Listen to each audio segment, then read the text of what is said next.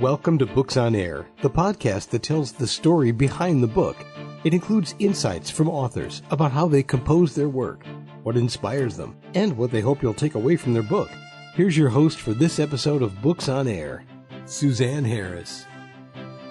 Welcome to the Books on Air podcast. I'm Sloan Fremont, filling in for Suzanne Harris. This is a podcast where listeners get the secret story behind every book. Joining me today is Trystan Mickel Windemier, author of the book Flirting with the Lavender Lane. This is a book about two men who fall in love and learn along the way that their sexual orientation is not a surefire ticket to hell. So Trystan, I want to welcome you to the Books on Air podcast. Thank you. I'm glad to be here. So let's start out by telling the audience just a little bit about yourself and what led you to write your book, Flirting with the Lavender Lane. Well, first of all, I'm from Michigan, and I was born here in Grand Rapids, raised in Cedar Springs, and over the last, I'd say probably 20, 25 years, I've had this idea for the first chapter in my mind and thought about it, but never sat down and wrote it down. Mm-hmm. And so when I lost my two businesses that I had going, I decided to sit down and write the chapter down, and from there it sprang into a book, and I wrote the book, got it published, and here we are. Yeah, so set the scene for us with your book and tell us when and where the story takes place, and maybe tell us about some of the characters. It takes place in 2010 in Aurora, Illinois. The two main characters, the two men who fall in love, are Aidan Dupree and Tyler Aaron Belmont. They are from different parts of Illinois. Tyler is from Gurnee, Illinois, and Andrew is from down farther in Illinois, down closer to the capital. They both actually have a little bit of me in them, interestingly, as I wrote them and developed them.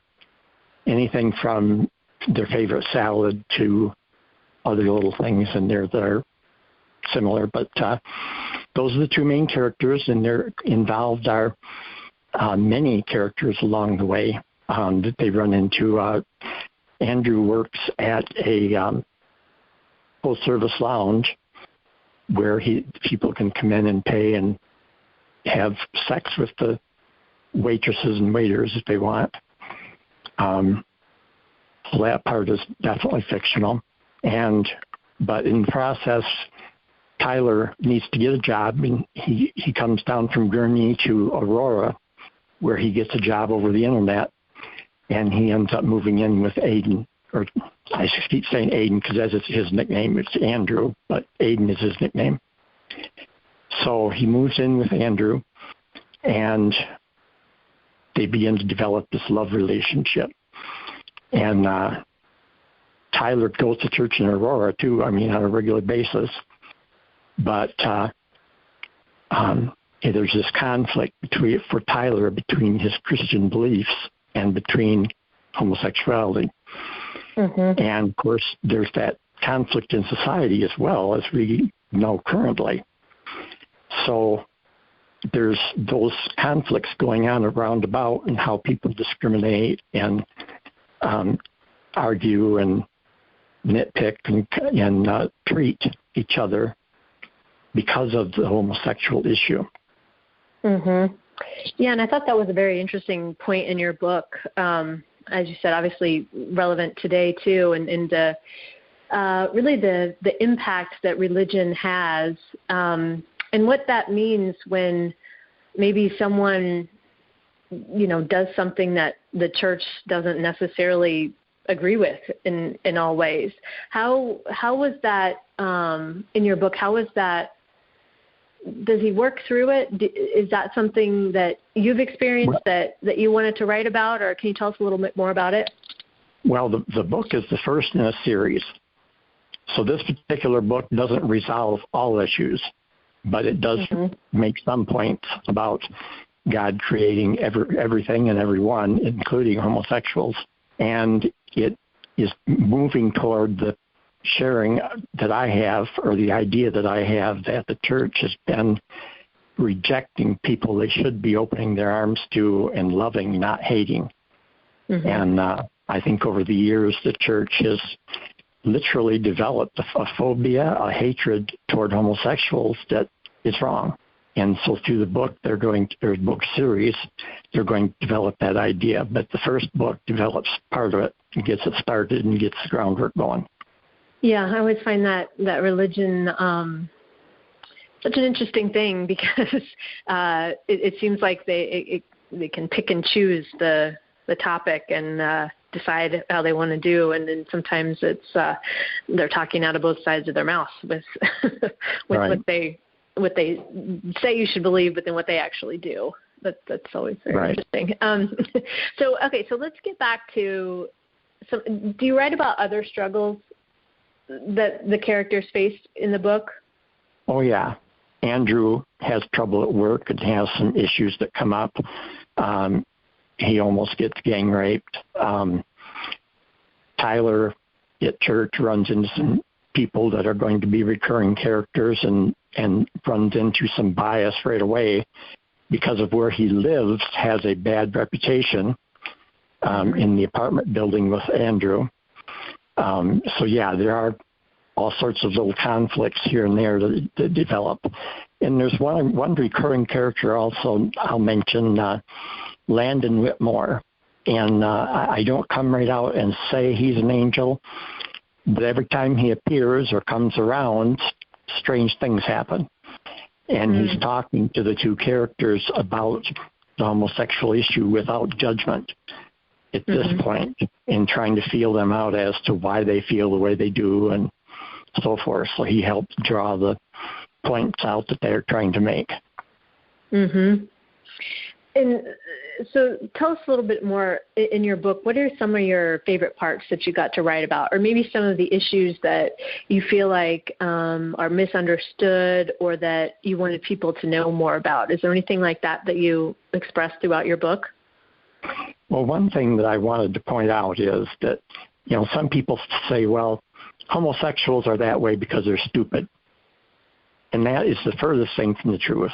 Homosexuals are highly intelligent generally, and I try to make that clear in my book through the way they talk and the correct grammar and spelling and stuff that they use. So that's one thing that I would mention. As far as a favorite scene, boy, I'd be hard-pressed. I guess I just went over one scene here today where Andrew is dancing on stage doing his strip act, and he gets falls down and then ends up getting accosted on stage by 3 unhappy clients that want him to, hire out to them so that they can have a private session, and he won't do it. And so therefore, while he's on stage dancing, they come up and attack him on stage. And so that scenes like that, there's not a lot of debate about whether homosexuality is right or wrong or whatever. Clearly, rape is wrong, whether it's homosexual or heterosexual. It does not matter. Right. And so I guess that would be one particular issue. I enjoy writing the chapters where I lay out different ideas of why homosexuality is okay biblically. But I also enjoy the times when I kind of, quote, go off script and write just from ideas that come to my mind. And so it makes it very fun for me. I spend all my free time writing generally. Yeah. Yeah, and when I interview a lot of authors for this podcast, and it's always that writing process, I can always hear excitement in people's voices when they talk about it, because and especially as you talked about in the beginning, how you had the idea for such a long time, and then it's like once you sit down to write, all that creativity comes out, and it's a very good way to, of expression, but also of actually doing the thing that, that you wanted to do for so long. Right. Yeah, that's what started it, and from there just flowed the book. And sometimes, over the years when I was younger, I sat down to write different things in expecting them to turn into a book or something. And I just couldn't keep it going. I couldn't keep an interest in it. I couldn't keep it going. But this, I've got tons of material, and I'm still not sick of it, and I'm still writing. And, you know, and it just flows. I mean, the Lord just makes it flow. It just keeps coming out. So yeah, well, and that's good, right? That's when you know you're doing the thing that you're meant to do. When it feels that way, it sounds like effortless, I guess, is what it sounds like you're saying. Yeah. Yeah. So tell us some words or some themes that you would use to describe your book. Well, it is gritty, I say, because it's down to earth, and it's not totally descriptive, but it's descriptive enough that you know what's going on in the scene. So you have to be prepared when you start reading it and know that, so that you don't all of a sudden run into something and you think, oh my gosh, I'm reading pornography or something. It's not going to go into pornography. It's just letting you know what's happening, and then it's moving on. So that would be one thing. The other thing would be keeping an open mind about the whole issue between religion and homosexuality. And I believe, you know, that the two groups, in order to prosper, need to come together and make some kind of an agreement, or some kind of a realization and understanding that we have modified biblical precepts and rules over the years. We no longer follow the old law, for example. We no longer follow some of the things in the Old Testament. We do different things because we realize they don't work, or God says they don't work. But the one thing from the Old Testament that we bring forward and hold on to is, supposedly anyway back then, being anti-gay.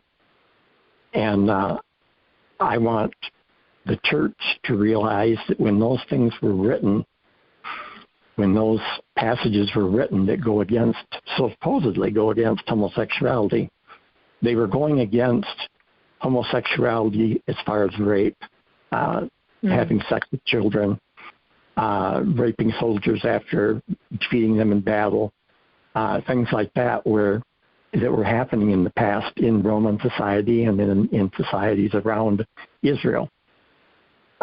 So that would be another thing, is to keep an open mind that the churches, they're stopping short of lying, but they're right on the border there all the time, I feel like. And I get frustrated myself just listening to the different pastors talk about homosexuality, when I know that they're skipping this point, they're skipping that point, they're ignoring these facts, and they're coming to this conclusion, which is not stated anywhere in the Bible, that homosexuals are wrong, period, you know. So that would be, I guess, a major theme in the book, or a reason for writing the book. Yeah, and I mean, it's such a big topic. I mean, and so much can be said about that. Unfortunately, this interview doesn't have a lot of that time, but I want to just move on to a couple more questions before we wrap up. What would you say surprised you the most while you were writing your book? Did anything surprise you? Well, the comments I got from people, you know, especially some of my family members who are very much anti-gay. You know, I get comments like, well, is it from the true biblical standpoint that homosexuality is wrong, you know? And I just say whatever, you know, and move on. I don't argue with them. But if they actually sit down to read it, they're going to find that it's gradually bringing out these points and these facts, these indexed facts, I should say, that I have, that homosexuality is not, like you said, the one-way ticket to hell. So many preachers preach that it is, and that's very, very, to me, it comes across as very hateful. I believe in hell, and I believe there'll be people that'll go there, yes. But I don't think I don't think your sexual orientation is going to be one of the deciding factors. And did your family members read the book, or did they just ask you about it? And because I'm just thinking about what you said about keeping an open mind, because that's obviously very hard for pretty much all of us to do. But the interesting thing about that, when you do keep an open mind, it doesn't necessarily mean the person is trying to change your opinion or that you're even going to change your opinion. But if you're not willing to look at another side of something, I think that's something I've been thinking a lot about lately, just about how when we're unwilling to look at the other side of something, then how can we pretend that we know anything about it if we haven't done, you know what I'm saying? Like, how can, if you're just staying in your own opinion and assuming your own opinion is right, I think that's something worth considering for sure. Yeah, I agree. And, but I don't fool myself. I don't anticipate many of my family members reading it. So, well, and then that's their choice, right? They get to choose that. But like you say, pastors and other clergy that want to keep an open mind should read it and consider the points it brings out. I believe, along with their studies of the homosexuality in the Bible and so forth that they got in seminary and in college. So, that's part of keeping an open mind and keeping yourself from being so biased you're blind. Yeah, and that's an extremely important point. And Trystan, I want to thank you for joining us today. My guest has been Trystan Mickel Windemier, author of the book Flirting with the Lavender Lane. And before we close out today, Trystan, what do you hope the readers learn or take away after reading your book? Well, I hope that gradually our churches will come to an understanding that homosexuality is the same as heterosexual relationships. Homosexual relationships are governed by the same rules in the Bible, and both are acceptable to God. Is my hope, but we'll see. Well, again, Trystan, I want to thank you for joining us today and being our guest, and good luck on the rest of the books in your series. Okay, thank you. You can find more about the book, Flirting with the Lavender Lane, on Amazon, and I'll link to the book in the show notes, so be sure to check that out. You've been listening to the Books on Air podcast, brought to you on webtalkradio.net. You can also hear this podcast on Spotify, iHeartRadio, Stitcher, and Apple Podcasts. I'm Sloan Fremont, and I hope you'll join us for the next episode of the Books on Air podcast. Remember, you never know who's going to be here, and you never know what we're going to talk about. Thank you so much for listening.